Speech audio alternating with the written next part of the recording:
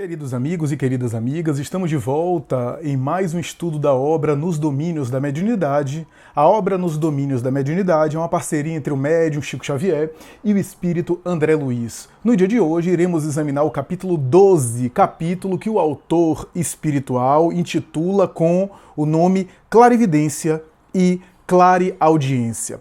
Antes de a gente fazer as considerações sobre o capítulo propriamente dito, vale a pena mencionar que o termo clarividência, assim como o termo clareaudiência, não é muito utilizado na obra espírita básica, não aparece comumente na obra espírita básica. Eu, por exemplo, não me lembro da palavra clareaudiência aparecer, por exemplo, na obra da codificação kardeciana.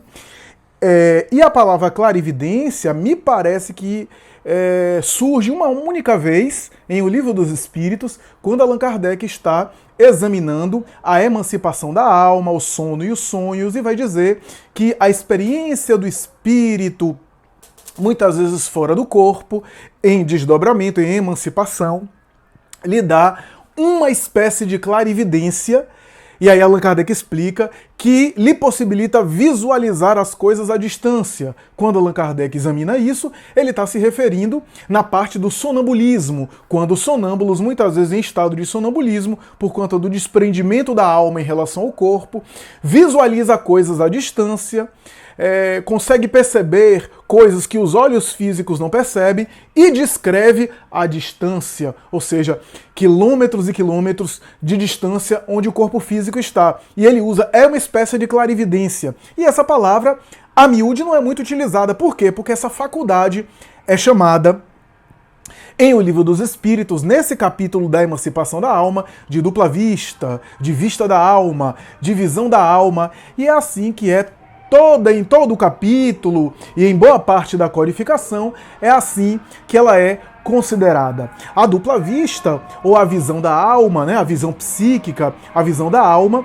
é uma capacidade anímica do encarnado. O próprio encarnado possui essa capacidade e que lhe possibilita visualizar coisas fora do seu campo exterior, no caso da clarividência. Portanto, é uma visão do psiquismo, uma espécie de visão psíquica que está na base de todos os fenômenos de emancipação da alma e, por consequência, de alguma forma, tem relação com todo tipo de fenômeno mediúnico. Então, psicografia não deixa de ser uma espécie de emancipação da alma. Psicofonia também há uma espécie de emancipação da alma do médium. Efeito físico também há uma espécie de emancipação da alma. Em todo fenômeno mediúnico e em boa parte dos fenômenos anímicos, há sempre uma espécie de emancipação da alma.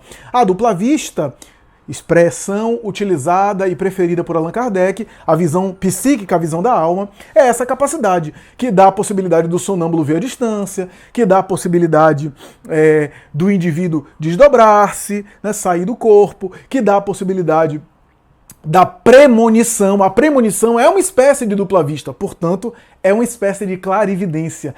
O que é a premonição? É a visão psíquica de acontecimentos à distância, não a distância no espaço, mas a distância no tempo. Então a premonição, ou a presciência, como gosta Allan Kardec de descrever em A Gênese, ou, como diz a parapsicologia, a pré-cognição, ou a retrocognição, quando o indivíduo, por exemplo, desperta recordações do passado, acessa memórias do passado, é uma espécie de clarividência também. É uma visão psíquica.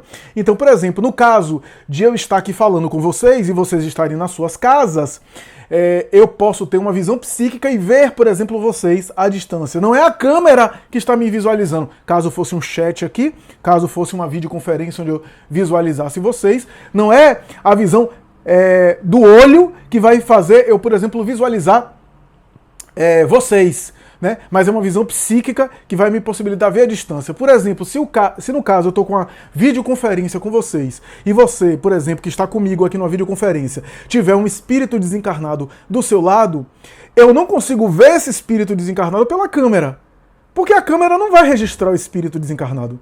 Se eu, à distância, pela videoconferência, ver um espírito desencarnado no seu lado, eu estou vendo com a clarividência, isso é, com a visão psíquica da alma. A rigor, a clarividência como a clareaudiência, que é o mesmo tipo de fenômeno, só que na percepção da audição, é uma percepção anímica, é uma faculdade anímica, é um potencial da alma. Ou seja, não é a rigor, na sua base, mediúnico, porque o encarnado não precisa dos espíritos para visualizar essas coisas. Veja que a clarividência não é apenas a visão de espíritos, é a chamada vidência mediúnica, em que pese a vidência mediúnica, a visão dos espíritos também é uma espécie de clarividência. Olha só. Mas a capacidade de visualizar ou a capacidade de ouvir é um potencial psíquico do sujeito, ou seja, é uma capacidade da alma, é anímico. No entanto, quando eu visualizo espíritos, quando eu visualizo alguma coisa do mundo espiritual, e quando, nesse sentido, eu passo uma mensagem, eu transmito uma mensagem, eu informo uma ocorrência, eu digo alguma coisa, ou seja, sirvo de transporte, sirvo de meio, sirvo de médium, o médium é aquele que está no meio, aí aquela clarividência, aquela visão psíquica já se torna uma clarividência mediúnica, uma visão mediúnica. Por quê? Porque eu estou no meio, porque eu já estou servindo ali de meio, de intermediário. Então isso é algo bastante interessante de a gente considerar, né? Essa capacidade, digamos assim, né, da clarividência, porque é uma visão, é uma capacidade, repito, é uma capacidade anímica do sujeito, mas que pode ser mediúnica quando eu me torno intermediário dos espíritos em relação ao mundo material. Aí já é algo mediúnico. Então, isso que eu gostaria de enfatizar aqui, né, no início do capítulo, né, gostaria de alguma forma, comentar isso, né, descrever isso, que eu acho que é muito válido, né, a gente entender esse conceito básico, esse conceito teórico, né, compreender direitinho isso daí, para que a gente possa entender o que André Luiz está descrevendo ao longo dos capítulos, tá? Então, é mais ou menos isso, né, que eu gostaria aqui de mencionar a princípio, e vamos agora tentar explorar o próprio capítulo Clarividência e Clareaudiência, né? André Luiz fala do final da reunião mediúnica, essa reunião mediúnica que a gente está observando, essa sessão que vem se estendendo, que vem se alongando ao longo dos últimos capítulos, estamos no momento final, na parte final. E nessa parte final, André Luiz registra a dinâmica da reunião mediúnica, coordenada do ponto de vista encarnado, coordenada por Raul Silva, que se prepara para os momentos finais, a fim de que os médiuns possam registrar e até registrar, né, ver e ouvir, e até receber alguma informação, alguma transmissão, alguma mensagem dos amigos espirituais da reunião. Portanto, houve as manifestações espirituais, o auxílio espiritual, o socorro às entidades sofredoras, que essa é a finalidade básica da sessão mediúnica, mas no final da reunião mediúnica, é possível, sem ser obrigatório, mas é possível receber alguma mensagem mediúnica do plano espiritual, alguma orientação, alguma sinalização a respeito daquilo que ocorreu durante aquela sessão mediúnica, né? Algum alerta, alguma chamada de atenção, alguma reflexão, algum tema que toca naquilo que foi vivenciado durante a sessão mediúnica. Então estamos nessa parte final, onde Raul Silva pede aos médiuns que se preparem, que entrem em recolhimento, em meditação, né, em silêncio interior, para tentar registrar a presença ali do mundo espiritual. Trazem a água ali para colocar, para que os bons espíritos fluidifiquem, e há umas considerações muito interessantes sobre a água, tá? A água fluidificada, né? André Luiz, em Nosso Lar, já havia ditado uma página especial sobre a água, a importância da água, que hoje não há dúvida nenhuma, né, quanto à ingestão de água, a hidratação, mas sobretudo também a água que recebe fluidos do mundo espiritual, né? A água, embora seja um elemento não tão simples assim do ponto de vista químico, porque não é um elemento, um composto químico elementar, né, simples, né, já que é feito de dois elementos, né, hidrogênio e oxigênio, mas ainda assim é um líquido muito propício para a assimilação de vibrações e de fluidos espirituais. Daí a magnetização da água, aí a vibração da água que o magnetismo fazia, que o espiritismo reproduz, que de alguma forma essa magnetização vem inclusive das experiências cristãs, né? Então a gente tem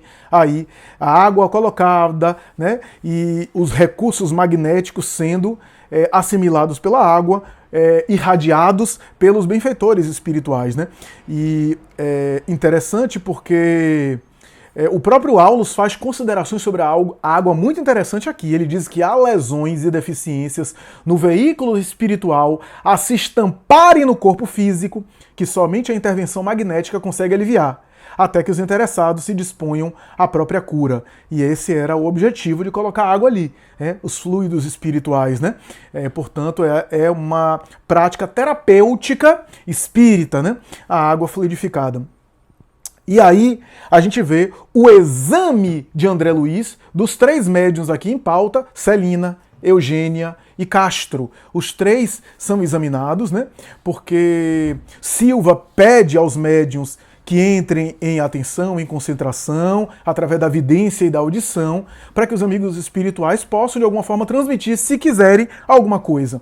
E é interessante porque cada médium tem a sua capacidade de percepção. Olha só, Clementino, o benfeitor espiritual, o coordenador espiritual da mediúnica, aparece na mediúnica, se faz aparecer a evidência dos 3, mas cada um capta de acordo com a sua capacidade. Cada um registra a sua presença de acordo com a sua capacidade. Então, é interessante porque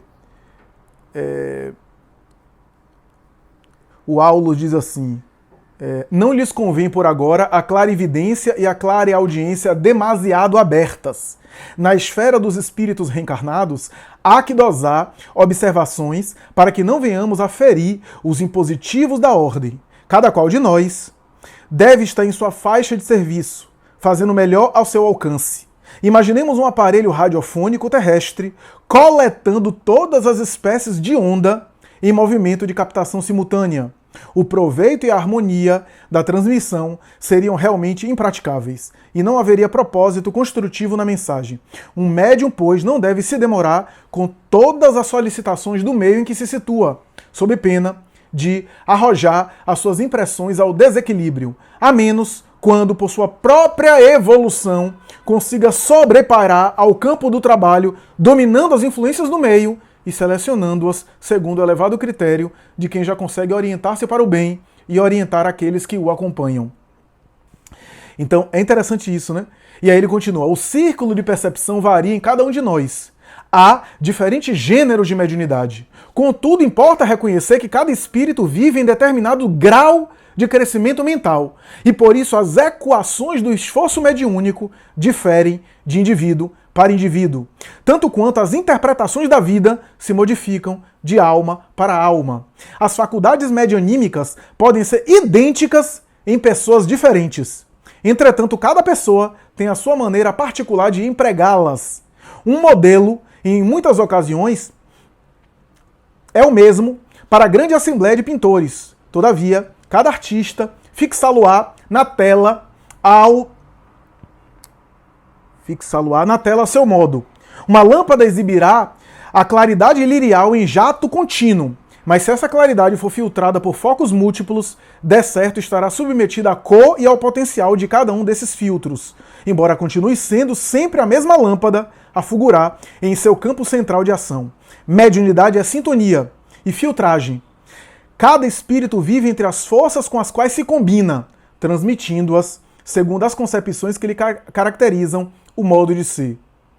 Então, veja, a capacidade de cada médium de acordo com o seu crescimento mental, com a sua capacidade mental, com a sua condição mental de assimilar, né? Então, isso é super interessante aqui, né?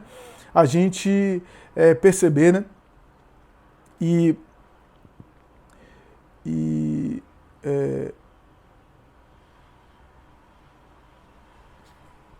as dúvidas não cessam aqui, né? É super interessante porque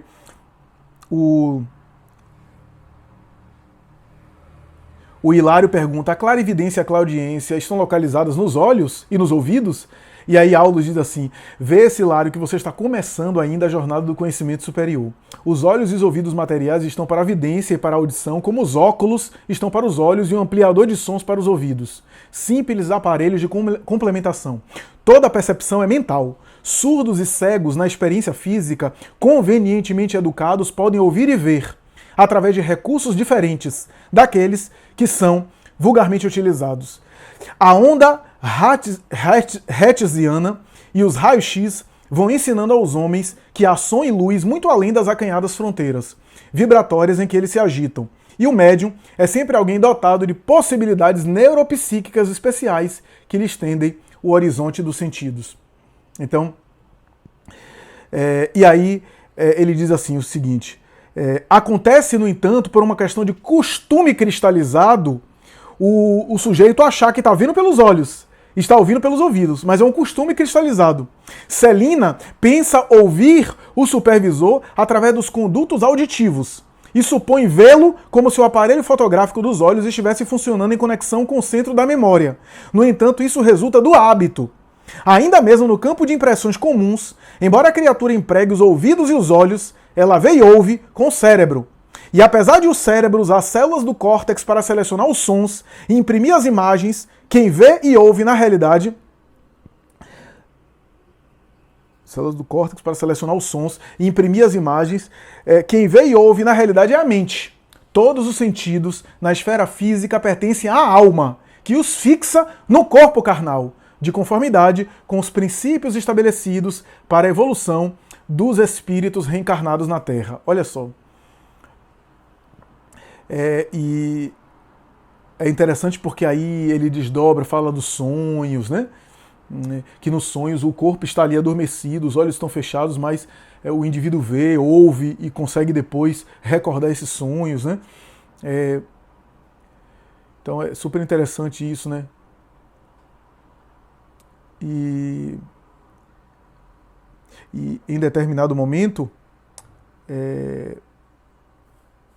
a gente vê aqui Clementino pedindo a prece, dizendo alguma coisa para os médios, né? Centralizemos mais atenção na prece, adestrando-nos para o serviço do bem.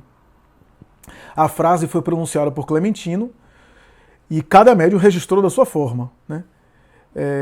Aí ele diz assim: Dona Celina registrara as palavras com precisão, ou seja, registrar exatamente como ele falou, e guardava a atitude do aluno disciplinado. Dona Eugênia assimilara-as em forma de ordem intuitiva e mostrava-se na condição do aprendiz criterioso, ou seja, Dona Celina recebeu exatamente como ele falou. Já a Dona Eugênia recebeu não como ele falou, entendeu psiquicamente a mensagem. É como alguém que passa recado. Eu passo o recado para alguém, aquele que tem uma memória muito boa vai dizer, ele disse exatamente isso. E a outra pessoa recebe a mensagem e vai dizer, eu não me lembro as palavras que ele disse, mas ele quis dizer isso. E passa o mesmo recado. A essência é o mesmo. Só que o primeiro reproduziu com as mesmas palavras. O segundo reproduziu a essência, mas com as suas palavras, né? E diz, Castro, contudo, não as recolhera nem de leve. Olha só, não percebeu, né? Não registrou o recado, né?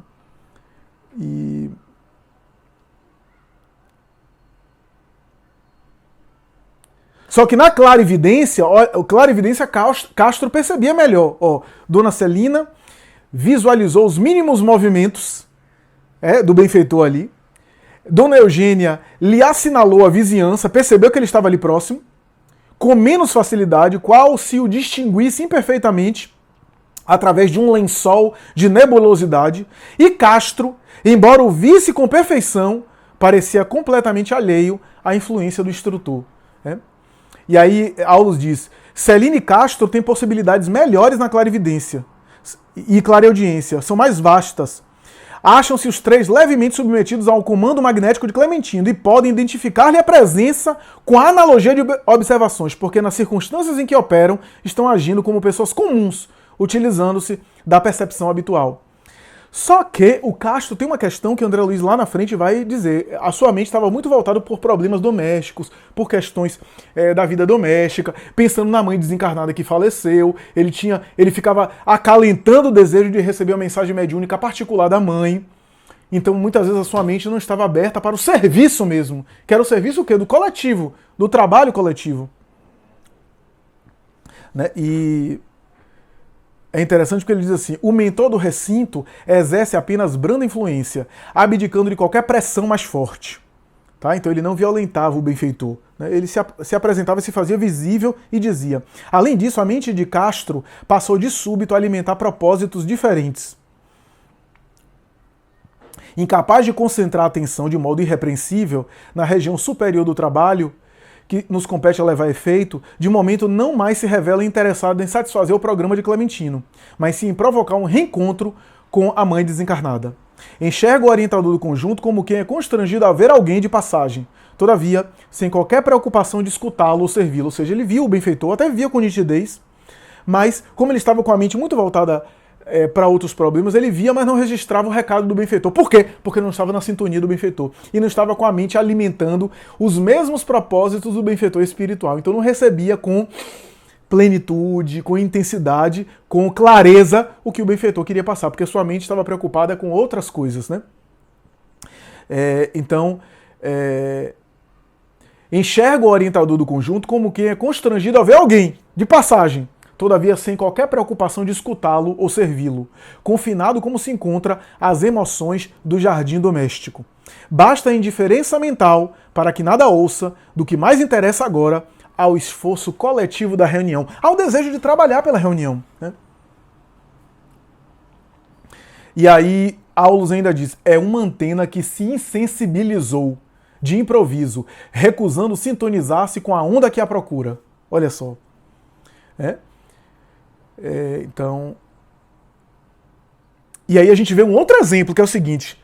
Um desencarnado chega e começa a chamar a dona Celina. Começa a chamar. Avançou para ela e começa a chamar a dona Celina. Chama ela, né? Para ela receber pela clareaudiência. E sabe o que ela diz? Ela mentalmente responde a ele. E André Luiz vai dizer, todos nós ouvimos o que ela respondeu. Todos nós ouvimos. Ela respondeu de maneira discreta, num diálogo mental, dizendo, nós nos encontraremos mais tarde. Respondeu-lhe num pensamento, numa frase, perfeitamente escutada por todos ali. Nós nos encontraremos mais tarde. E aí Aulus diz assim, é o esposo dela, desencarnado, que visita ela com frequência. Mas ela é uma médium tão disciplinada que ela sabe renunciar ao desejo de contactar com ele porque está no serviço da reunião mediúnica. O propósito dela é servir à mediúnica e não atender desejos pessoais, não atender sentimentos pessoais, a fim de colaborar no êxito da reunião com maior segurança.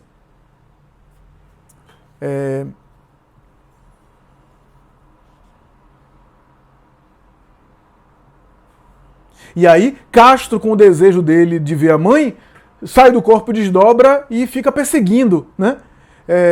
Isso, né? Pelo desejo que ele tinha de se ausentar do círculo ali, né?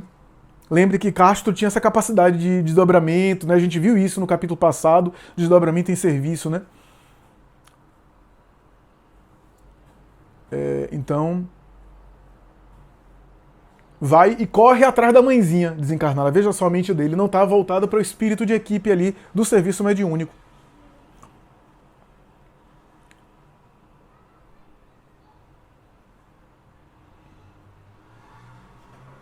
E aqui...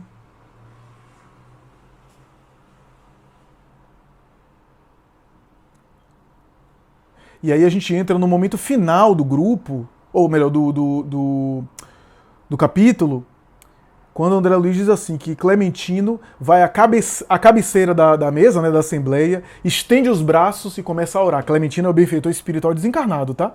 Ele estende os braços e começa a orar. E aí André Luiz descreve a irradiação dele, as luzes espirituais, a irradiação fantástica, né? Jorrando ali jatos de luz, né? Então, houve esse tipo de expressão, de irradiação. Todos ficaram sensibilizados, né? com aquela irradiação do benfeitor espiritual que alcançava a todos como se ele fosse um sol de luz, né? E aí ele envolvia toda a Assembleia, encarnados e desencarnados, com a vibração dele. E André Luiz diz, todos nós nos revigorávamos, nos renovávamos com a irradiação dele. Impressionante, né? A descrição é muito mais detalhada, eu recomendo ler, eu não vou reproduzir aqui, porque senão perde a experiência da leitura, né? A experiência de André Luiz está descrevendo a irradiação ali, que afeta todo mundo, né? E André Luiz diz que isso é o que eu consigo descrever, porque a experiência era muito maior, era muito mais intensa, né? E aí ele diz, terminada que foi a operação inesquecível, Raul solicitou, acabou a prece, né, do benfeitor espiritual, e Raul também orando, Raul solicitou ainda alguns instantes dos médiuns ali para que eles pudessem falar o que é que eles estavam pensando, o que é que eles estavam sentindo, se eles registraram alguma coisa, né? Ou seja, enquanto todo mundo estava em silêncio ali, aguardando a presença do benfeitor espiritual, cada um registrou Clementino, mais acentuadamente ou mais sutilmente. Alguns ouviram pela clareaudiência o pedido dele para entrar em prece, né? Tudo isso. E aí, no final, Raul, o diretor encarnado, o coordenador da mediúnica, pediu ali para que eles dessem o seu aval, para que eles falassem alguma coisa. E aí,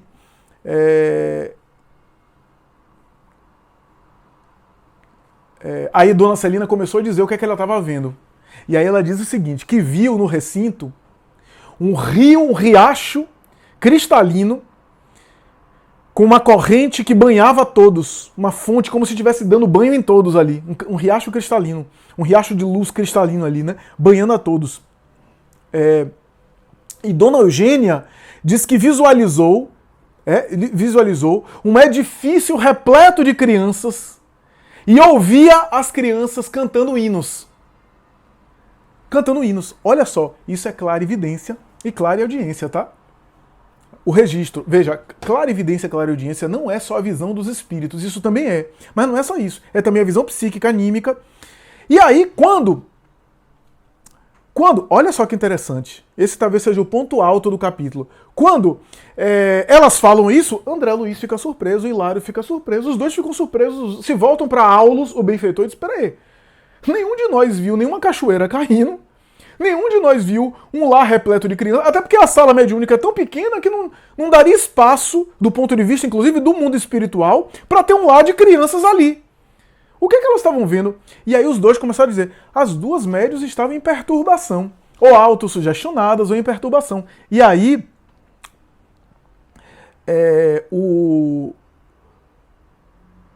o Aulus explicou, dizendo que não é necessariamente uma perturbação, é a capacidade delas de registrar aquilo que passava pela mente de Clementino. Nada daquilo Clementino verbalizou, Clementino estava em oração, mas ele, Clementino, no mundo psíquico dele, muitas vezes na hora da prece ele estava mentalizando o quê? Uma fonte de luz de Deus, do Criador, de Jesus, do mundo superior, que descia sobre aquela assembleia e iluminava todos. Ele não verbalizava isso, ele irradiava. O que estava acontecendo no ambiente, André Luiz e os espíritos ali visualizavam que era ele irradiando. Mas na mente dele ele estava pensando numa fonte caindo. Dona Celina registrou isso. E Dona Eugênia registrou um desejo de Clementino, que é um desejo que tinha sido alimentado, já tem sido alimentado antes, durante muito tempo, que é um desejo de que aquela casa espírita erga um lar de crianças, para auxiliar, abrigar, acolher crianças órfãs, educá-las, amá-las, né? E esse era um projeto do mundo espiritual, que já era também um projeto da casa, dos encarnados, criar um lar de crianças ali. Já era um projeto, então ali ela, né, Dona Eugênia, ela registrou uma ideia, um pensamento que de vez em quando Clementino alimenta, porque é um projeto do mundo espiritual, e que ele alimenta, que está na mente dele. E aí Aulus diz que os nossos pensamentos alimentados criam formas e que podem ser captados. Tudo aquilo que a gente alimenta, que a gente se fixa, cria formas e cria uma espécie de atmosfera nossa, tá? Então o que é que a gente está alimentando? Isso é super importante, né? Não é um pensamento ruim que a gente tem, porque humanos e frágeis ainda, todos nós temos momentos ruins, mas aquilo que a gente fica, alimentando, né? E aqui ele diz... Importa não esquecer que ambas se encontram reunidas na faixa magnética de Clementino, fixando as imagens que a mente dele lhe sugere. Viram-lhe os pensamentos, relacionados com a obra de amparo aos doentes e com a formação de uma escola, que a instituição pretende em breve mobilizar no socorro ao próximo. Ideias elaboradas com atenção geram formas tocadas de movimento, som e cor, perfeitamente perceptíveis por todos aqueles que se encontrem, sintonizados na onda em que se expressam. Não podemos olvidar que há fenômenos de clarividência e clareaudiência que partem...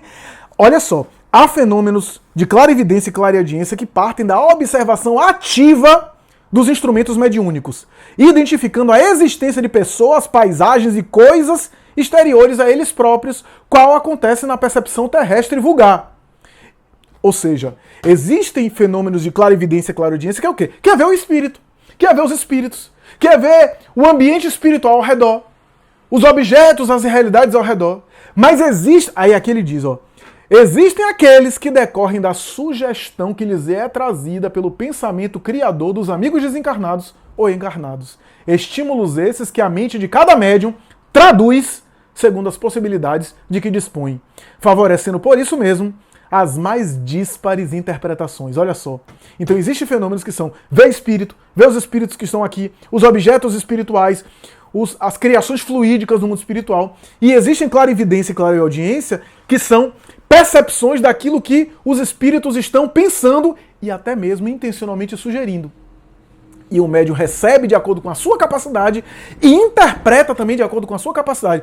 Veja como é perigoso a tarefa de aconselhamento mediúnico, a tarefa de ficar dizendo o que viu, o que não viu por aí. Como o médium pode ser vítima de uma interpretação errada, de uma capacidade pequena e pobre de perceber as coisas e, o que é pior, pode ser motivo de ridículo e de armadilhas de espíritos zombeteiros e brincalhões, que podem sugerir imagens mentais que ele captam e que ele recebe como sendo um conteúdo de realidade que não é. Né? Uma imagem de realidade que não é. Que não se configura como tal. E aí? Né? E ele passa como se fosse uma verdade. Né? Tanto é que no final, Hilário diz,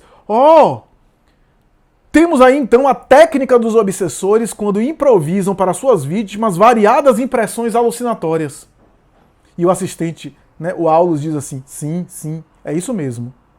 É isso mesmo.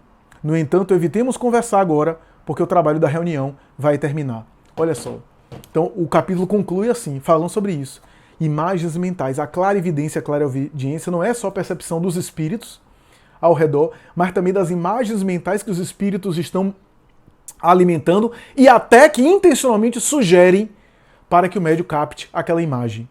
Então veja como a tarefa mediúnica é muito complexa, é muito sofisticada, e veja como a clarividência e a clareaudiência foi usada no final da mediúnica para que os médiuns possam registrar as impressões que percebem de acordo com a sua capacidade e a importância de estarmos elevados moralmente e mentalmente no final da reunião mediúnica, para captar, para registrar com fidelidade aquilo que o mundo espiritual quer nos encaminhar. Muitas vezes a falta de mensagem mediúnica dos benfeitores, a falta de orientação mediúnica dos benfeitores, ou informações desconectas e desajustadas ou empobrecidas, é sinal de falta de sintonia e de elevação psíquica dos componentes da mediúnica enquanto ocorrem os trabalhos. É isso, meus amigos. Espero que vocês tenham gostado. Esse é o capítulo 12 de Nos Domínios da Mediunidade. E até a próxima, se Deus quiser. Muita paz para todos.